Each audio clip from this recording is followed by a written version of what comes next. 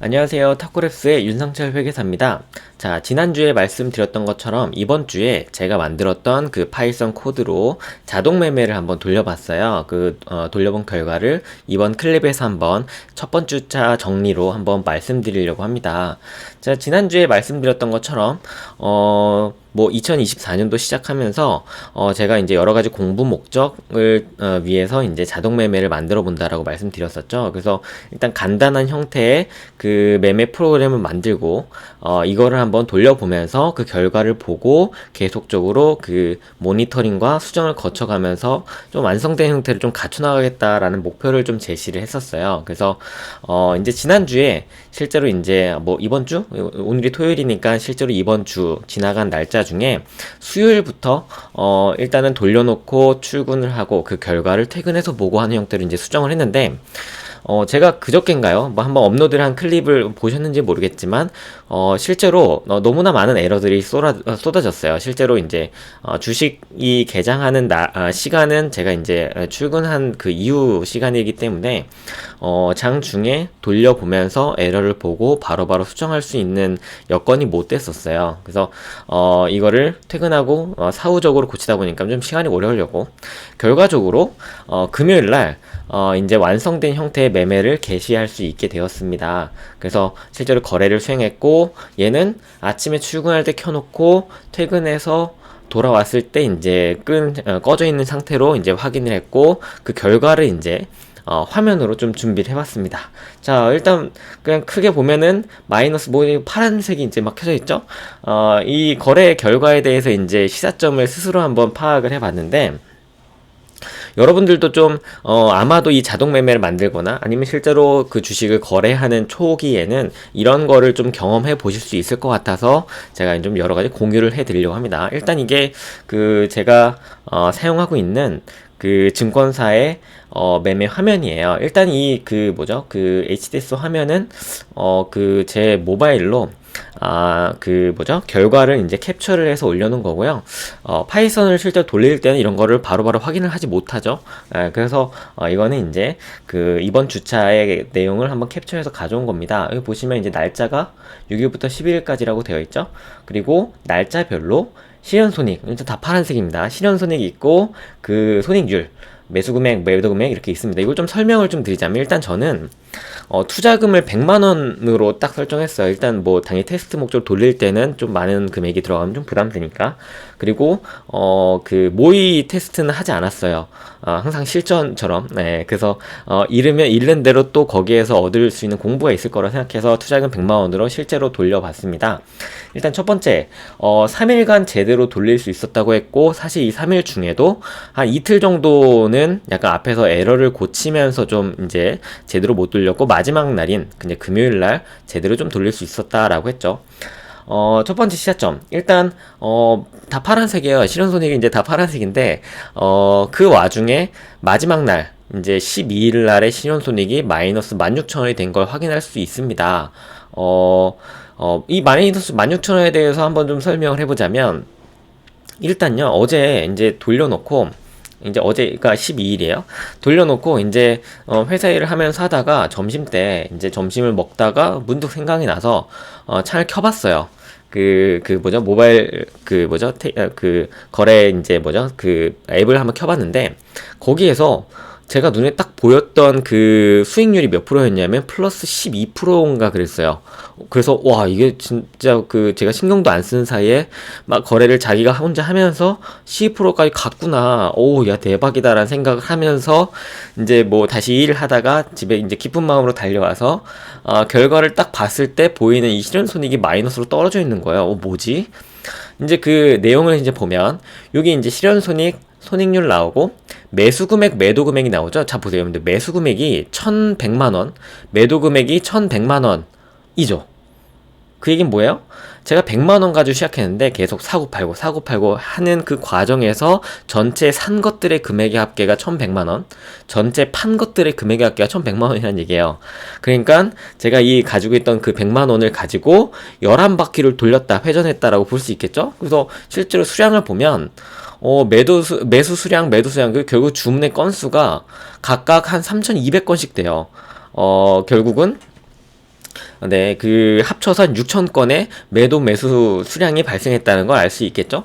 여러분들 그 제가 지난 클립에서요, 이제 중간 정산을 하기 위해서 올려놓은 그 클립에서 제가 그 얘기를 말씀을 드렸던 거 기억나실지 모르겠어요. 제가 이제 에러를 막 고치고 하다 보니 여기에서 이제 이 모델에 약간 개선해야 될 점으로 뭔가 제가 손절의 그 기준을 2%로 잡아서 돌려놓고 있는데 이 프로그램 자체가 그 모니터링하는 그 속도가 느리다 보니 그 주기가 느리다 보니 적시에 즉 2%보다 더 많이 떨어졌을 때 바로바로 팔아야 되는데 팔지 못했다는 걸 확인한 거예요. 그래서 제가 그때 이 모니터링하는 주기를 좀 빠르게 해서 빨리빨리 팔 수 있도록 하겠다라고 해서 이걸 고쳐서 돌렸는데 그러다 보니까 이 매도 수량이 거의 10배까지 뛴 거 보이시나요?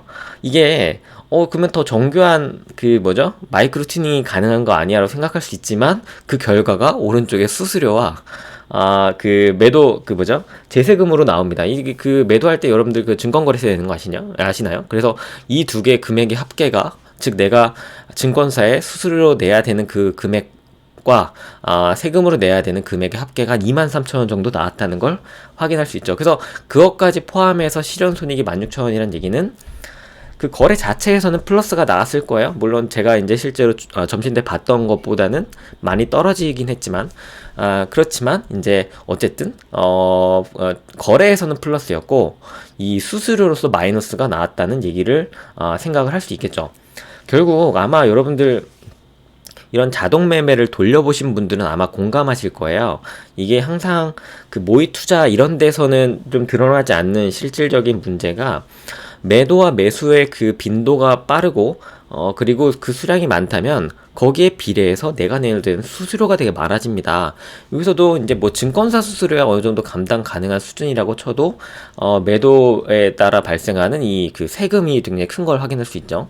그래서 무슨 생각을 했냐, 이 모니터링 주기를 늘리면서 매매 수량이 폭발했고 그래서 수수료가 수익을 다 덮어버렸다 라는 걸 확인할 수 있었죠. 그래서 일단 알고리즘 어떻게 고쳐야겠다라고 생각했냐면 무의미한 좀 주문을 줄이고요, 알고리즘을 좀 정교화해야겠다라는 생각을 했습니다. 그래서 여기 보시면 실제로 매도 수량이 막 6,000건까지 넘어간 거를 확인할 수 있을 거예요. 실제로 제가 이제 이 API를 이용하면 이거 한국투자증권 API를 이용한다라고 이제 지난 클립에서 말씀드렸던 것 같은데 거기에서 제공하는 그 방식들이 되게 그 간결하고 쉬워요. 그래서 이걸 가지고 모니터링 주기를 빠르게 하다 보니까 얘네는 API를 이용해서 매도 매수를 할 때마다 그 폰으로 문자를 보내줘요. 어떤 종목을 얼마에 몇 주 샀다 팔았다를. 근데 사실 저는 이 문자 같은 거를 이렇게 핸드폰 알람을 안 켜놔요. 그래서 뭔지 모르겠었죠. 그래서 그 뭐죠? 그 다 지난 다음에 문자를 하는데 문자가 몇천 개가 와 있는 거예요. 그래서 뭐야?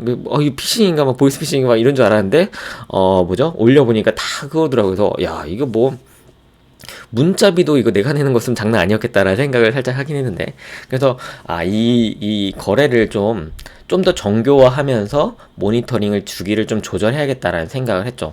그래서 그 사고 파는, 사실 모니터링은 그 빈도가 빨라도 되는데 사고 파는 그 주기를 좀 줄여야겠다는 생각을 했어요. 그러려면 좀 더 모델이 정교화돼야 되겠죠. 그래서 그 아직도 그 문자 다 모으지도 못했는데 그것도 나중에 한번 그 문자도 저장을 해서요, 제가 한번 그 공유를 드릴 수 있으면 얘가 짠 로직에 따르면 이렇게 어떤 주식을 빈도가 이렇게 자주 사고 파는구나 라는 거 한번 확인해 보실 수 있을 것 같아요. 그래서 그거를 한번 나중에 확인해 보시기 바라고, 그래서 결국은 돈을 벌었지만 벌지 않게 되었다라는 걸 알 수 있죠. 약간 좀 이거 보면서 무슨 생각을 했냐면, 결국 이 매매 거래 결과로 돈을 번 건 증권사와 정부구나 라는 걸 알 수 있죠. 왜 증권사에서는 이용자로 하여금 자동 매매를 쉽게 하기 위해서 API를 정말 잘 만들어 놨을까 라는 걸 생각해 볼 수 있었습니다. 뭐 어쨌든 뭐 제 탓이죠. 그래서 이런 무의미한 주문을 좀 줄여야겠다라는 생각을 일면 했고요. 이제 두 번째, 요게 이제 큰 틀에서 매일매일의 이제 실현 손익이었고요. 실제 제가 거래했던 종목을 그 3일 동안에 그 거래했던 종목의 그 데이터를 한번 가져와 봤어요. 얘도 이제 제 폰으로 캡처를 해서 가져온 거고, 여기 이제 종목은 좀 가렸어요. 뭔가 좀 문제의 소지가 될 수 있을 것 같기도 하고, 사실 그게 중요한 데이터는 아니어서. 보시면 왼쪽이 이제 매매 손익 상위권에 있는 종목들이고요. 오른쪽이 매매 손익 하위권에 있는 종목들입니다. 이제 이걸 가져와서 이제 보니, 자, 먼저 매매손익 상위권에 있는 종목들을 보면요. 제가 100만 원 가지고 했다고 그랬죠. 제일 많은 저에게 수익을 얻어다 준 종목은 57,800원 정도의 수익을 얻었어요. 이게 아마도 제가 이제 자세히 보진 못했지만 어제 점심 때 막 15%까지 갔다고 했잖아요. 그 15%까지 가는데 큰 견인을 했던 종목이지 않을까라는 생각이 들어요. 그래서 거기에서 한 57,000원 정도 벌었고, 그 외에는 이제 1,000원대 하고 이제 쭉 떨어지는 거 확인할 수 있죠. 이제 그 옆에는 매매 손익 그 하위권에 있는, 즉 저에게 이제 큰 손실을 얻어다 준, 안겨다 준 이제 종목들이 나오는데, 거기 보시면 이제 실현 손익이 제일 마이너스가 큰 게 27,000원, 그다음 23,000원, 15,000원, 이제 4,000원 이렇게 해서 쭉 떨어지는 걸 확인할 수 있습니다. 그래서 제가 이제 뭐 여기서 얻을 수 있는 시사점을 이제 하나하나 좀 풀어보자면, 일단 저는 요 알고리즘에서 모니터링하는 주식의 그 종목 수를 제가 산정한 로직에 따라서 당초에 한 50개 정도를 정해놓고 그 안에서만 모니터링을 했어요. 근데 50개 정도 그 되는 거 안에서 제가 실제로 거래를 한 거래 전체를 따로 보진 않았는데 나중에 기회가 되면 볼 텐데, 그 안에서 저에게 실제로 수익을 얻어다 준 거, 손실을 얻어다 준 거, 그 수량은 엄청 많지는 않았다. 라는 걸 알 수 있겠죠. 대부분의 이제 그 손실과 수익은 이제, 특정 종목들 소수에서 나왔구나라는 걸 좀 확인할 수 있었고요. 두 번째로 이제 좀 큰 수익을 얻어다 준 종목을 좀 더 보면, 수익이 손실보다 뭔가 좀 더 집중되는 경향을 확인할 수 있었어요. 한 종목에서 큰 수익이 났죠.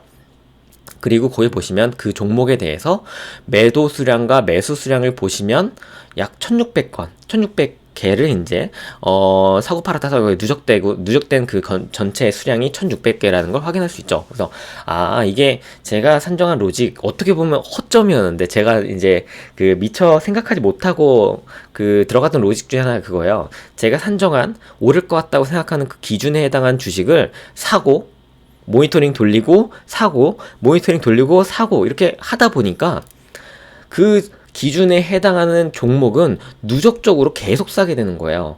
그러다 보니까 뭐 본의 아니게 이제 추격 매수를 하게 된 거죠. 추격 매수. 그래서 이거는 실제로 이제 이 특정 종목이 아마 그날 계속 올라갔나 보죠. 그래서 계속 올라가다 보니까 계속 모니터링 볼 때마다 기준에 해당해서 계속 추격 매수를 한 거죠. 그래서 전체 매수하는 그 금액 자체가 크게 늘어났고, 그러다 보니 손익률은 1.7%밖에 안 되는데 저에게 실제로 많은 그 수익을 안겨다 준 거죠. 그래서 절대적으로 그 투자한 그 금액 자체가 커지다 보니까, 그래서 이거는 제가 사실 뭐 의도한 건 아니에요. 그 뭐 추격 매수 이런 생각도 못하고 그냥 모니터링 그냥 단순하게 짜다 보니까 하다 보니까 이렇게 되는데, 이게 뭔가 큰 수익을 얻어다 주는 종목은 나에게 그렇게 많지 않다. 그러면 그 소수의 종목들을 어떤 방식으로 추격 매수할 것인가는 좀 제가 생각해 볼 주제라고 생각을 했어요. 그래서 그걸 좀 정교해야 되겠다는 생각을 첫 번째로 했고요. 두 번째, 이제 오른쪽에 보시면 매매소의 하위 보시면, 하위도 약간 좀 비슷한 시차점입니다. 손실의 규모를, 일단 여기 이제 첫 번째 점부터 보면, 왼쪽에 수익의 상위 보시면 1.73, 2.64, 2.64 이렇게 6.9까지 간 퍼센테이지도 있죠. 이렇게 수익률을 상위는 이제 좀 큰 것들이 좀 있어요.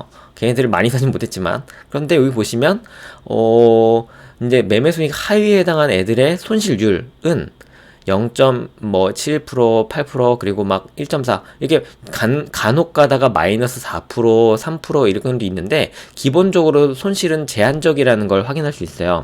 이게 왜냐면 제가 손절하는 그 기준을 2%로 잡았어요. 제가 산 금액 대비 2% 이상 떨어지면 무조건 판다. 그러다 보니까 일단 그 기준이 되면 이 기준을 이제 잘 워킹이 돼서 실제로 손절률은 2%까지만 발생하는 게 맞았죠. 그리고 그것들이 대부분인데, 이제 그걸 초과하는 것들은 이제 제가 말씀드렸던 것처럼 앞에 두 날짜에서는 이제 이 로직이 제대로 돌지 않았어요. 오류들 때문에. 그러다 보니까 이제 손절 기준을 지키지 못하고 계속 안고 갔던 것들이 좀 있는 거죠. 그래서 결과적으로는 제가 넣었던 그 손절 기준은 좀 잘 이루어진 것 같다. 라는 생각을 했고, 두 번째, 손실이 이제 큰 세 가지 종목을 보면 오른쪽에 매수 수량이 굉장히 많은 걸 확인할 수 있죠. 이런 생각을 할 수 있을 거예요. 아니 뭐 이렇게 손해보는 걸 계속 샀대, 그죠? 이게 여러분들 그 제가 손해보는 걸 사려고 알고리즘 짜진 않잖아요. 제가 짰던 알고리즘에 따라서 사다 보니 손실이 난 거죠. 이것도 결국은 아까 이제 수익을 극대화하기 위해서 계속 추격 매수를 했다고 했죠. 얘도 이 종목들이 원래는 수익을 내던 종목들인 거예요. 그래서 그날 계속 올라서 계속 추격 매수하다가 이제 주춤주춤 하다가 떨어지게 된 거죠. 떨어지면 내가 샀던 그 금액이 이제 그 뭐죠? 계단식으로 에스컬레이트 하잖아요. 이제 그 평단가보다 더 떨어지게 되는 순간부터는 파란색이 되고, 그때 제가 계속 추격 매수를 하다 보니 뭐죠? 투자한 금액이 상당수였는데 떨어질 때 혹 떨어지면 이제 그 손실이 커지는 확대되는 경향이 있구나라는 걸 그때 확인했죠. 그래서 이게 추격 매수를 하다가 거기에서 추격 매수한 종목에서 뭔가 그 하락의 요인이 발생할 때는 그 손절의 기준을 좀 더 강화해야겠다는 생각을 했어요. 그래서 기본적으로 내가 투자한 금액 대비 그 절대 금액 대비 손절의 기준이 좀 차등화가 되어야 제가 노출되는 그 위험의 범위도 좀 줄어들지 않을까라는 생각을 했죠. 그래서 뭔가 좀 그 모니터링 할 때도 그냥 전체 저는 그 모니터링 하는 그 창구가 채널이 하나였어요. 그래서 하나의 모니터링 채널 안에서 계속 돌아가는데 이 채널을 좀 다각화할 필요가 있다. 그래서 내가 투자한 금액별로 모니터링하는 빈도와 그 기준을 따르게 설정할 필요도 있고, 기본적으로 내가 그 투자를 하려고 하는 알고리즘 뭐죠? 기준을 여러 개 만들면서 각각이 이제 모니터링한 주기나 손절의 기준이나 그런 뭐 익절의 기준도 좀 만들면서 다각화할 필요가 있다는 생각을 했죠. 결론은 이번 주에 얻었던 그 시사점은 이게 좀 더 알고리즘을 정교화할 필요가 있다라는 생각을 많이 하게 됐습니다. 그래서 요걸 좀 정교화하도록 하고, 그리고 그거 말고도 제가 이제 뭐 쭉 보면서 데이터 이제 쭉 보면서 이제 생각하게 된 것들이 있어요. 이제 그것들을 잘 넣어서 한번 알고리즘을 정교해서 다음 주에 돌릴 때는 좀 더 나은 성공률을 한번 수익률을 한번 보여드릴 수 있도록 하겠습니다. 자, 중간중간에 제가 이제 실제 다음 주에 돌려보는 그 알고리즘에 대해서 먼저 완성되는 거대로 그때그때 시간이 날 때마다 좀 올려볼게요. 그리고 가급적이면 주말 오전에는 그 정산을 하면서 제가 얻은 시사점을 같이 한번 올려보도록 하겠습니다. 그래서 혹시나 이거 보시다가 궁금한 점이 있으시면요, 유튜브에 그 리플 달아주시고요. 일단 이번 주에 대한 정리는 여기까지 하도록 하겠습니다. 네.